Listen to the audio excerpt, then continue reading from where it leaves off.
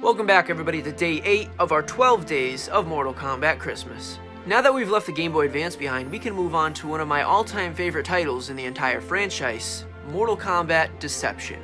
For me, this was the game that really started it all, the flame that kindled my love for this franchise. After Deadly Alliance had laid the groundwork for a series of new 3D games, Deception picked up where they left off. Not only did it continue the story, but it tweaked and improved on things that made the game enjoyable while cutting back on the things that maybe perhaps did not. But without lingering any further, let's take a look at today's game. Mortal Kombat Deception was released on October 4th, 2004. It was the 6th installment in the Mortal Kombat franchise and a direct follow-up to that of Deadly Alliance. As such, the story picks up there with Shang Tsung and Quan Chi having defeated the Earthrealm warriors in their attempt to stop the duo from raising the Dragon King's army. With only Raiden remaining, he challenges the two to mortal combat despite the Elder Gods advising he do not interfere. He does well at repelling the sorcerers at first, almost appearing to be the one who will come out successful as he delivers blows while protecting himself from others. However, Quan Chi exploits Raiden's divided attention and knocks the Thunder God into a moment of weakness, allowing Shang Tsung to consume a soul from the nearby tornado before blasting yet another flame at his opponent. The duo now seeing Raiden in his weakened state, they combine abilities and deliver a final blow. With victory having finally been achieved, the sorcerers now realized they no longer had need for one another, and Shang Tsung knew he had to get a hold of the amulet if he had any hope of controlling the Dragon Army. The two of them became locked again in combat, this time with one another. Ultimately, however, Quan Chi comes out victorious, but before he can celebrate, a rumbling from the entrance of the building draws his attention. Out from the shadows steps Onaga, the true Dragon King and original Emperor of Outworld. Knowing the danger at stake, Quan Chi attempts to stop the Dragonic force, but is ultimately unsuccessful.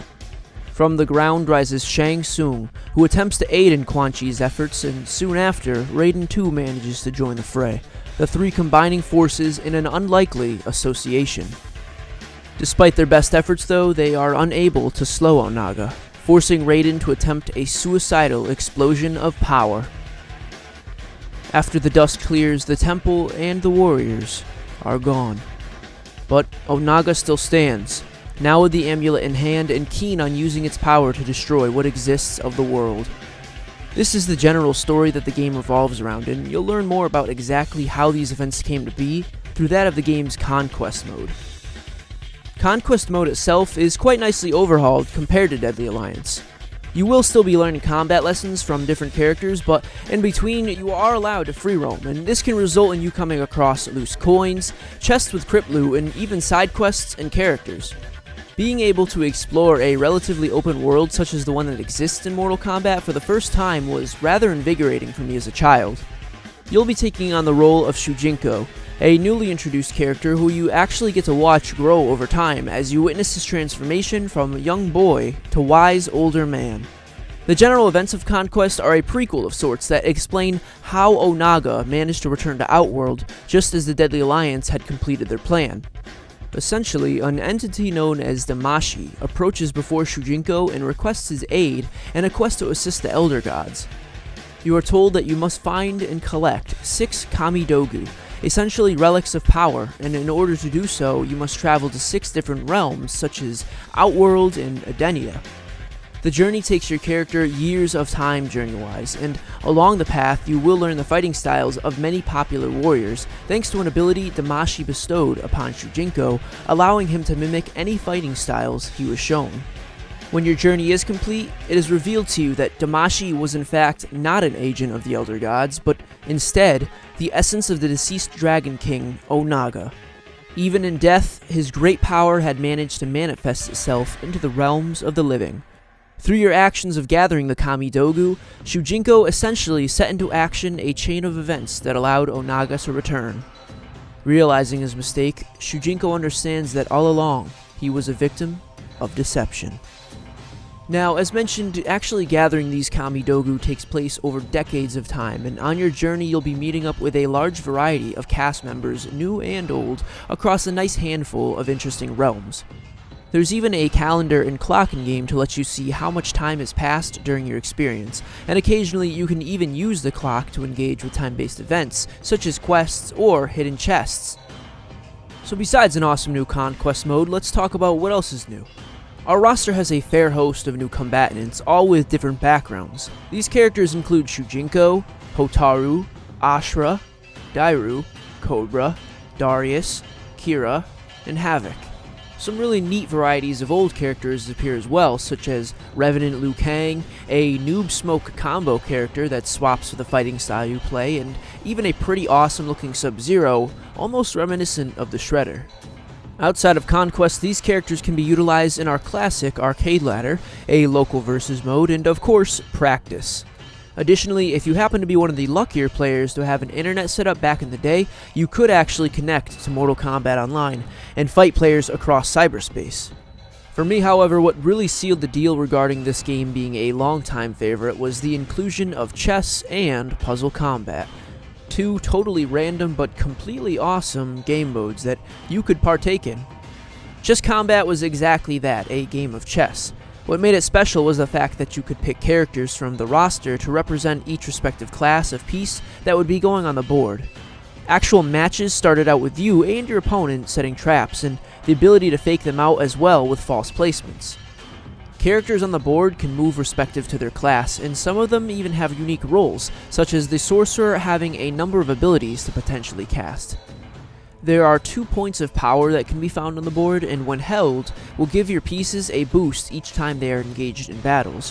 When a piece is contested, you do actually go down and take control of the piece for a good old-fashioned Mortal Kombat beatdown.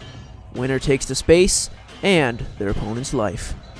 Successfully defeating the opposing team's leader will always result in a guaranteed fatality, which feels rather satisfying. Puzzle combat, on the other hand, is like Tetris with some versus mentality thrown in. Players will control colored puzzle pieces that you can rotate and position to align as you see fit. Doing so with one color and then proceeding to drop a coin onto them of the same color will cause the pieces to break, giving you more room to use and potentially dropping blocks into your opponent's playing field. You actually have a choice of character as well when heading into this game, though it is not the entirety of the roster and you will have to unlock some of these characters in the crypt. Choice of character does, however, affect the results of your super, a bar that fills up over time and allows you to unleash an ability of which tends to help you or harm your opponent.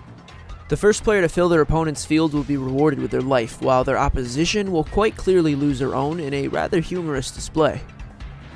As mentioned earlier, the crypt does indeed make a welcome return, and it's full of the likes of costumes, stages, characters, music, and concept art. The majority of the objects in there are well worth collecting, especially if you're a big fan of the series. Let's talk about the main focus of the game, however, combat. Deception builds off of what Deadly Alliance got started regarding the 3 fighting styles, bringing them back and tweaking them more uniquely for each individual character. Things like weapon impalements are gone now, which I personally had liked, but I can see why others may have not. A new combo breaking system was also implemented here so that you could put a stop to some of the uninterruptible combos that were present in Deadly Alliance. For me, the most memorable change to combat was the stages and their hazards. Instead of just focusing on your opponent, you have to keep an eye out for dangerous or even deadly sections of the map. These transition points could usually result in either a transfer to a new section of the location or a full-on execution of your opponent, often in a gruesome manner. Additionally, you could also come across the occasional weapon, unique to that particular stage, of which anyone could pick up and use. Quite honestly, these stage fatalities were one of my favorite features growing up, because it gave you or your opponent the opportunity to instantly turn the tide of battle. As was mentioned with chess combat, fatalities undoubtedly make a return, and we have a solid 2 entries per character. The majority of them look great and are a lot of fun to watch. Yeah, there we go. Oh my god, he just eat him?